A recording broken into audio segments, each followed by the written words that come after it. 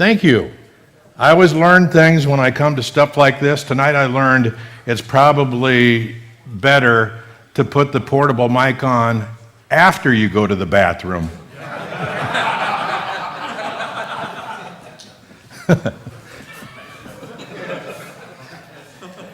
And I heard there'd be a lot of people here tonight, and so I was kind of worried about getting a parking spot, so I came a little early, but I should have known that Real Men and Pathway, they're so kind. They thought about this ahead of time, and they had a parking spot out there, and they put my name on it, and so I just, van accessible, just zoom right in there, and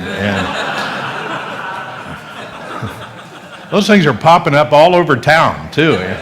Out at the mall, they got like 5 in a row I can park sideways.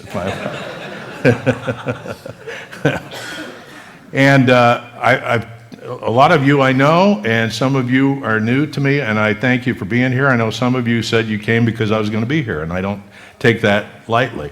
But this is the first one. I'm almost ashamed to say this. This is the first one of these I've ever been to. Now, a lot of people that I hired have been here. In fact, I was talking to Michael here just a little bit ago, and Steve Dace, who I hired, did the very first one, and I think he did some others. And Jan Michelson has been here and spoken before, but this is my first one. And if you listen to our radio program, you know that we kind of do some things that are a little outside the box, and so I think this fits right in tonight, speaking to a men's group on International Women's Day.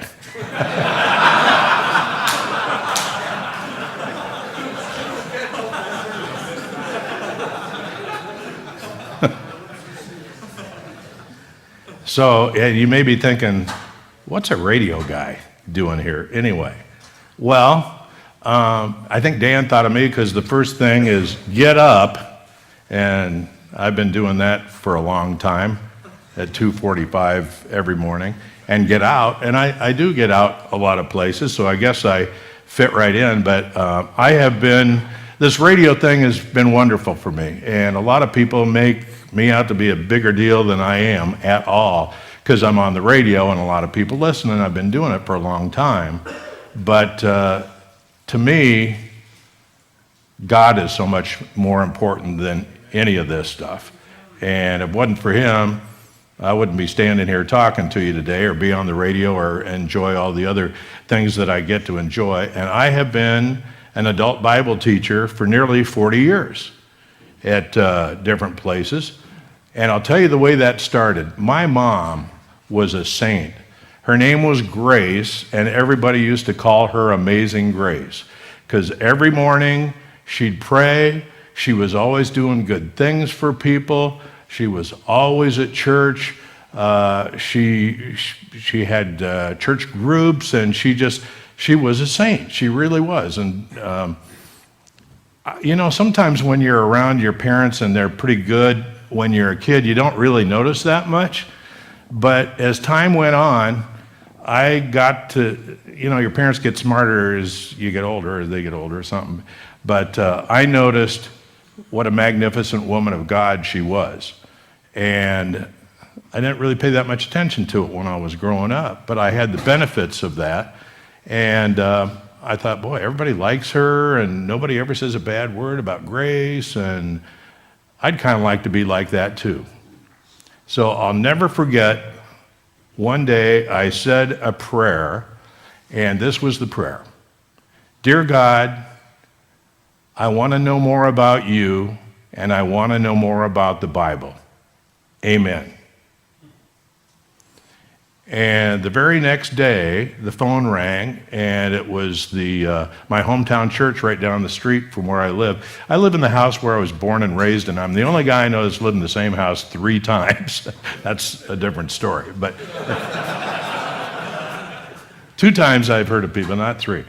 But anyway, the church called, and the woman said, well, Van, our Sunday school adult Bible teacher is leaving, and we'd like you to do it. I thought, you got to be kidding me. And,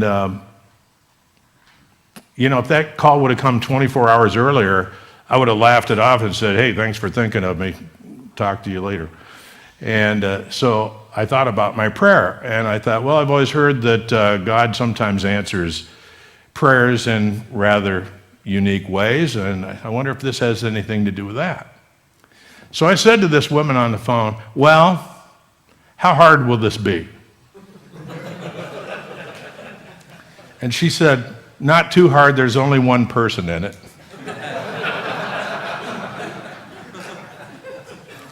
And being a small town, we all know each other. I said, well, who is that one person? She said, it's Gene Smith. I said, oh, okay, I know Gene Smith. So, yeah, I'll do it.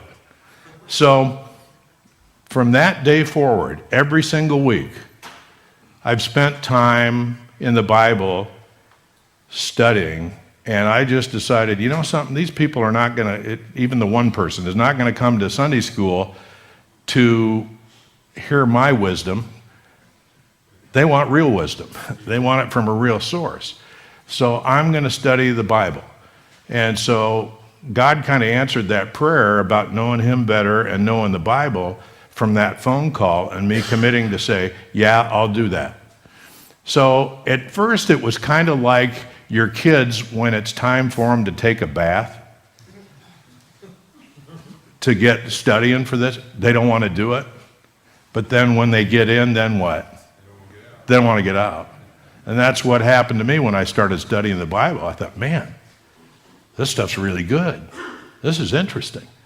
And so I did the Bible class, and long story short, within 1 year, we had to tear a wall out in the room because so many people were coming to that Sunday school class.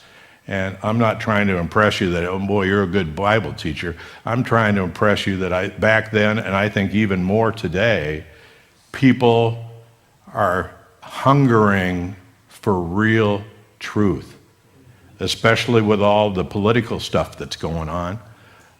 People want the truth. And well, I mean, we studied it line by line. I told them, I'll teach this class as long as I can just teach out of the Bible and you don't give me extra books. So that's what we did, line by line. We studied the Bible. And so since then I moved to Des Moines. And so I was looking around for a new church in Des Moines. And I went to a number of them. I could write a book about what I saw with all of those.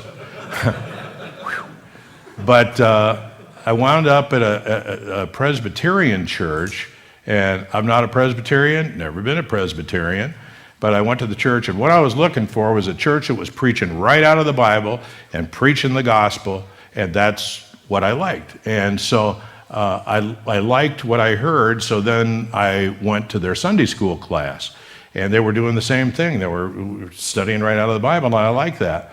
And so after about 2 weeks of just being a visitor, the pastor of the church came to me and said, hey, we've heard that you used to be an adult Bible teacher. Is that true? I said, well, yeah. He said, well, our teacher's leaving.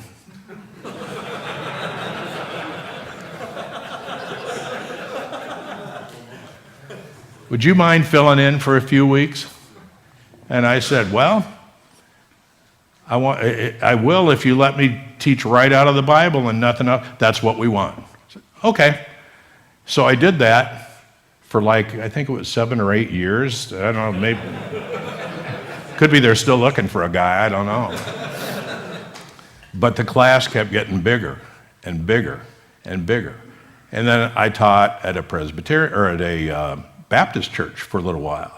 And so here I've taught at a Disciples of Christ church, at a Presbyterian church, and at the Baptist church. And now, I speak to a lot of groups, and I filled in for a lot of pastors.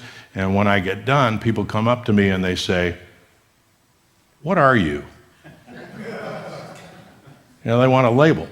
What are you, Presbyterian? Are you Methodist? What are you? And I always tell them the same thing. I said, well, I'm a Bible guy. If that's what you want, I'm your guy. I'm not really into a lot of those labels. I believe in the Bible, and that's what I do. So And it's interesting, speaking to a group of guys, which I love, I've spoken to so many different groups of so many different types. I've spoken to women's group, I've spoken to men's group, I've spoken to old people, I've spoken to young people. In fact, the one I remember the most out of speaking to young people was, I got a phone call one day from a teacher at the Interstate 35 school district down in, New Virginia, I think, in Truro, south here. And they said, hey, would you mind coming down and talking to our middle school class about radio? And I said, well, yeah, I guess I could do that. And so that teacher called me every day that week to tell me how excited the kids were that I was coming to speak to their class. And I was kind of puffed up about that. I didn't really understand it. I mean, it's not like I was a rock star or something. But so anyway, I get down there and I found out why. She introduced me and they thought Van Halen was coming.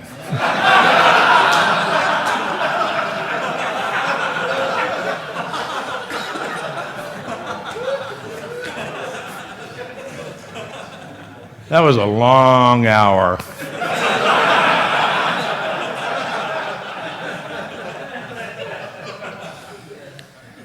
And then thinking about speaking to older people, my mom was in a nursing home out in Dallas Center for some time, and I used to go out and visit her all the time. And one time they asked me to speak to a group there, so I did that.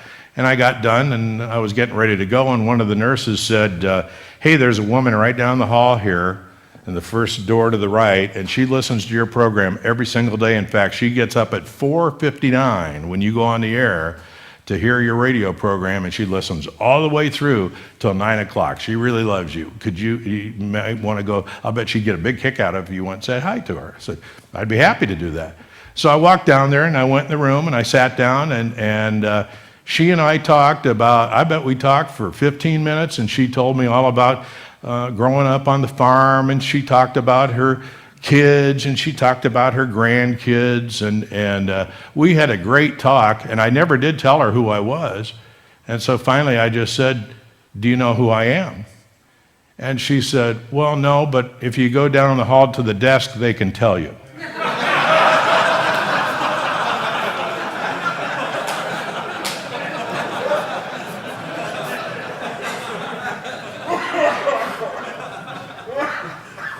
So get up and get out. That's what this is all about. And I do get up. My alarm goes off at 2:45 every morning. It has for 32 years, I guess it is. And at 2:45, that alarm is a cue to me to do a very special prayer. And it's the same one every morning, but it's just as special every day. When that alarm goes off, I say, Dear God, show me, tell me, and send me. Show me what you got, tell me what to do, and send me out to do it. So I get up and I get out.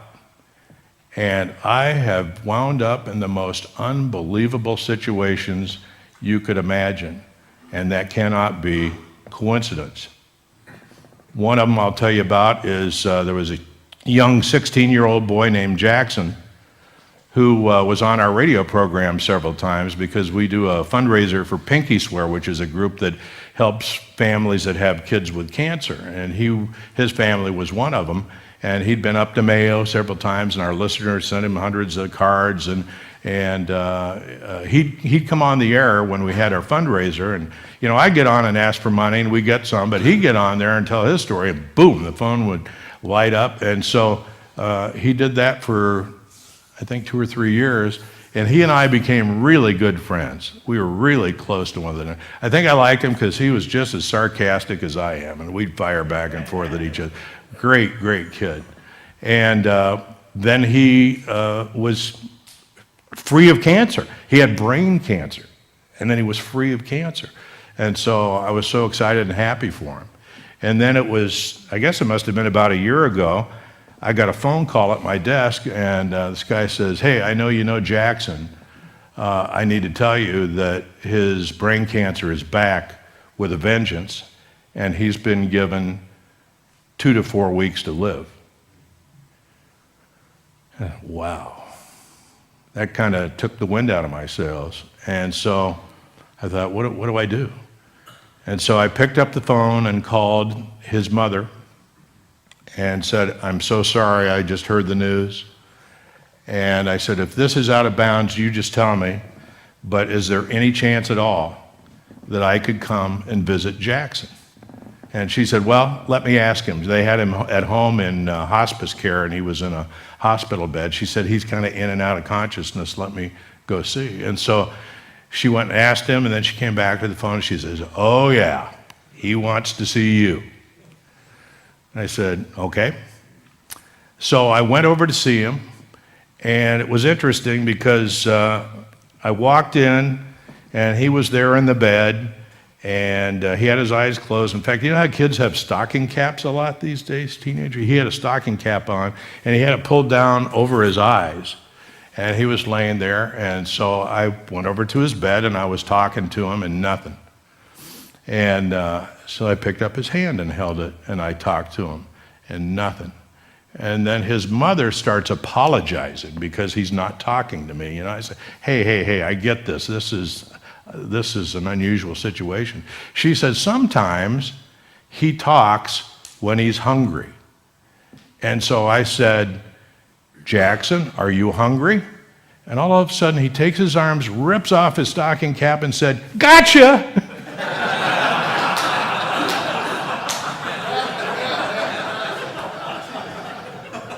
You're still pulling tricks on me, even in a setting like this. So anyway, I wound up ministering to Jackson, and what I found out was that his mother and his father were going through a horrific divorce at the same time. So all of a sudden, I'm ministering to a boy who's going to die in 2 weeks, and I'm ministering to a woman and a man who are going through a terrible divorce and won't even talk to one another. And it was like I was the only thing this family had in common. And so I thought to myself, how did I get into this? And then I remembered, oh yeah, 245. And there have been other things too that I can't explain. I could tell you a million stories about this, but one of them is, the Zimbabwe trip that you've heard about here tonight. My friend Becky told me she was going to go to a meeting to hear about this and she might like to go. I said, oh, great. So, I go to bed pretty early, and I think it was about 7:45, and I crawled into bed, and I get a text. And I looked at it, and it's from Becky, and she says, would you like to preach in Africa? Would I like to preach in Africa? And I thought, I wonder if this has anything to do with 245. And I had lots of questions, but I typed back one word, yes. And, I've been blessed with a ministry that gets into places that not a lot of people do, because I'm in a secular job and a lot of people listen to me, and been able to minister to people that would never darken the door of a church and all that. But I've always seen my mission field is right around here, and it has been. And so this Zimbabwe thing, that's real outside the box. So I wrote down 10 questions, and I talked to Dan the next day. Dan was the guy that ran the meeting. And so I thought, first of all, I wasn't sure I would even want to do anything like this. I've heard, you go to church and you hear these missionaries come in and give reports, and you think, yeah, that's great. They'll show pictures and all that. But I never had any desire to go do this. I'm being honest with you here. And so I called Dan, and we talked, and he said, yeah, we need another guy, and it'd be nice if somebody that's familiar with the Bible. And I said, okay, so I went through my 10 questions. 1, 2, 3, 4. Yes, yes, yes, yes, yes. And any one of them would have disqualified me doing this. And so, and I got to the last one, and I said, okay, I only have one more question. When would this trip be? And he told me the exact dates of my vacation in June.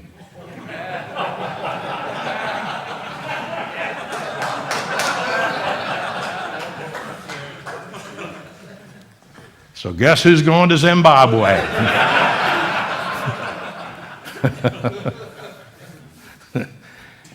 And then Dan says, by the way, we're having a real men's night. Could you speak at that? So I guess because of 245, I'm probably standing here tonight too. And I get asked to speak at a lot of churches, and I fill in for a lot of pastors, and that's always very interesting. I remember the first time I ever did that, it was a big church here in Des Moines, and I was pretty nervous about it. And I did just fine, but then after I was done, I realized nobody told me what to do afterwards, and I thought, well, every church I've been to, the guy walks back by the door and everybody pats him on the back on the way out, tell him what a good job he did. So I just go stand by the door. So I did that, and that's pretty much what happened. But the notable one was this older guy came up to me, and he shook my hand, and he wouldn't let go, and he put his other hand on my shoulder, and he said, "You will not believe how meaningful what you said was to me. You have touched my heart. You made a big difference, and I think it's going to change my life. And because of that, when I get to heaven, I'm going to tell them Van and Bonnie sent me."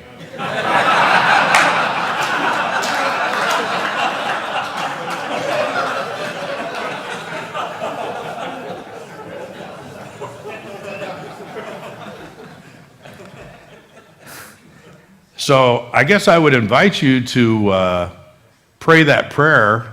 Show me, tell me, send me. And every time I speak, somebody comes up to me afterwards and says, well, let me write that down. What was that? But I'm going to tell you this. If you pray it, get ready, because you have no idea what's coming. So pray and be ready, and God will get you up and get you out. It could be that you people, a lot of you here, I'm all with this get up and get out. I get it. That's what I want to do. But I have no idea what it is I'm supposed to do. You pray this prayer, you'll find out, because you'll be told. So you may think, well, how do I know if it's from God? Well, just ask yourself a couple of questions. Will it glorify Him? That's why we're here. Is it biblical? Look it up. And then the other thing is, a lot of times in life we go through things which are very difficult, which we don't want to go through. You'd say, yeah, I like to get up and get out. Yeah, but there's all of these diversions, there's tragedies. I wrote a book called Life in the Purple Wedge, and it was a lot about that. And just in a nutshell, Jesus and Paul both talk about this world, this world, this world. And you read those verses about this world, and what they have to say is really not very complimentary or enticing about this world. It's usually the ruler of this world, and in this world you'll have tribulation, so we live in this world. And I drew out a chart, and I drew this world as a red ball. And on the left side of the chart is the day you were born, and on the right side of the chart is the day you will die physically. And you, every one of you, are making a journey through this red circle called this world. And the reason I made it red is because there's so many trials and tribulations that you go through. You think about it. I mean, we could stand here for the rest of the night, talk about the stuff you're either going through now or have gone through or might be going through in the future, and that's the red world. But then if you're a Christian, you know there's another world. You know there's God's kingdom. And I depicted that as being a big blue sheet. And when you accept Christ as your personal Savior, this big blue sheet comes over your red circle at the point where you committed. And so what you have then is the red circle, this world, and the blue sheet, but red plus blue equals purple. there's a purple wedge in between. And the world doesn't understand how you and I live in two worlds at the same time. But you do. You live, I just called it the purple wedge. You're not going to find that in the Bible anywhere, but basically that's what it was. And so, I mean, you think about divorce and money and kids and death and health and hurricanes and all these other things. We have to go through it. And so what does that have to do with this? Well, I'm just saying, get up and get out. Well, I can't do that because I'm going through these things. You know something? That could be your launching pad. That might be why you're going through it. So he can get you up and get you out. Tragedy does not define you. It equips you to do something. And I've had some dark times myself a few years back.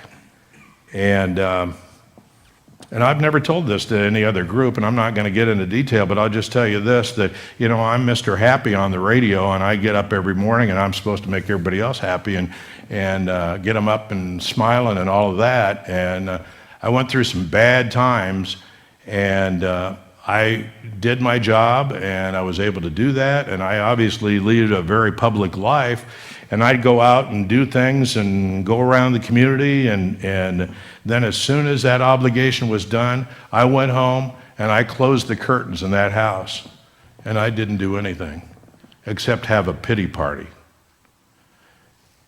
And I did that for a year and a half, and it finally just came to me, and I'm sure it was the Holy Spirit. You know, Van, you're not helping anybody doing this. You're not helping anybody in your life. You're not helping God. And so I thought, you know something, we need the old Van back. So that's what I've done. And when you go through bad times, mourning about it is okay, but then get up and get out for God.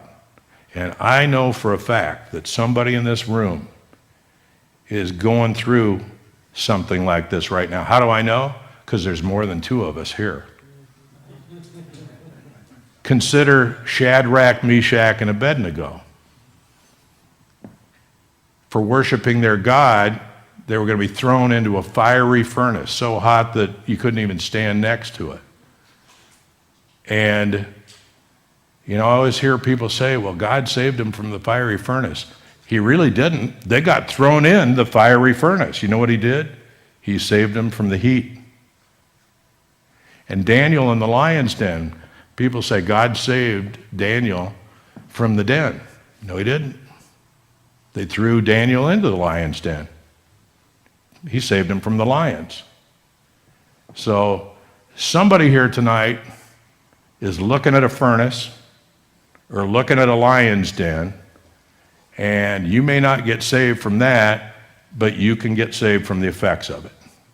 God can bring you through that, just like he brought those guys through. And then another thing I want to say before I get out of here tonight is I want to tell you guys, I don't know how often anybody tells you guys individually how important you are, but I'm here to do it on God's behalf. And I can say that because I've studied it in the Bible, and he says it. You are very important. Why? Well, first of all, God made you, and he made you for him. And he made you for other people too, to help other people. And if that's not enough for you, then how about the fact that he sent his only son to earth to die for you? I have two sons. I don't know how I could ever give up either one of them for anything like that. But he did that for you. That's how important you are. And if you don't have anybody telling you how important you are, I'm here to do it on God's behalf tonight. You are important. So get on your knees and thank him for that, and then get off your knees, get up, and get out for him. So we've been put really in a position of tremendous honor. This is why you exist, to glorify God and to help others. And if men like the men in this room don't do it, who will? And one last note here, one thing that I've noticed in the world as I've taught and spoke to people is that people have three different perceptions about Jesus. Different people have different feelings about him. I know people that think Jesus is nothing.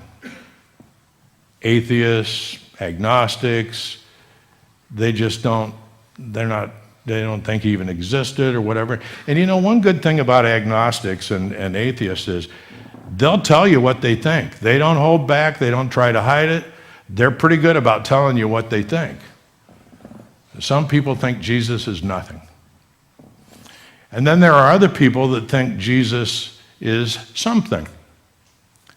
And I think there are people that don't go to church that think Jesus is something. I think there's a lot of people sitting in church that think Jesus is something. And if you had a pie graph of their week and the time they spend, and you had slices in the pie, you'd have sleeping, eating, work, church, and you could make your own pie graph. So Jesus is a part of the pie. He's something.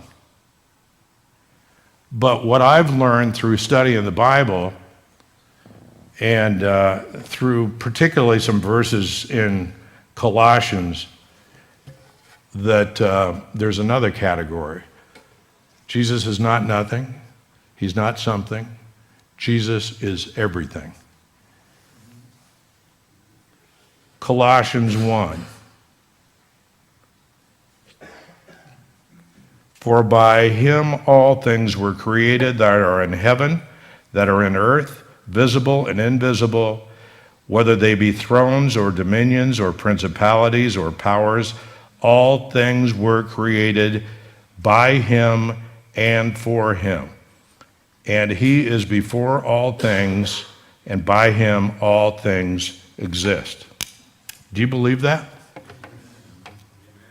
If that's true, then what percentage of your life do you owe to the Word of God, Jesus Christ? 100%. And you know something? This is interesting because we haven't even considered the salvation plan, the cross and all of that he did for us. This is before that. He created everything. You make a top 10 list of things you love and look out there where those things come from. You just heard the answer. So that's how important this is. So Jesus is certainly not nothing.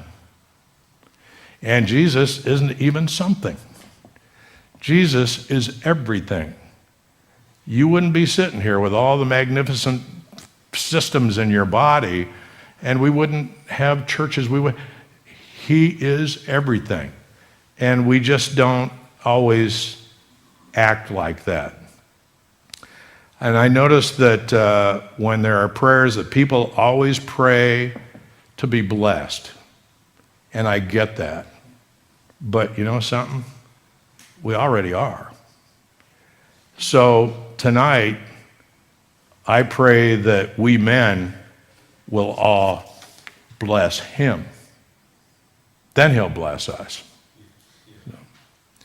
Thank you for having me here tonight. It's a pleasure, and you know something, it warms my heart to think that guys would come out and do this, because there's all of us here, but think of all of the people, all the guys that aren't out. And they're probably not celebrating International Women's Day either. But I want to say thank you to Dan. And the thing about the trip to Zimbabwe, we do need your help with that, because as you can imagine, there's 10 of us that are going. And that's not an easy thing to do, and I'm sure I'm going to learn things that I didn't know before. But there's a lot of committed people, and most of them are working out at the booths out there. So talk to them and thank them for what they're going to do. Thank you so much for having me here tonight.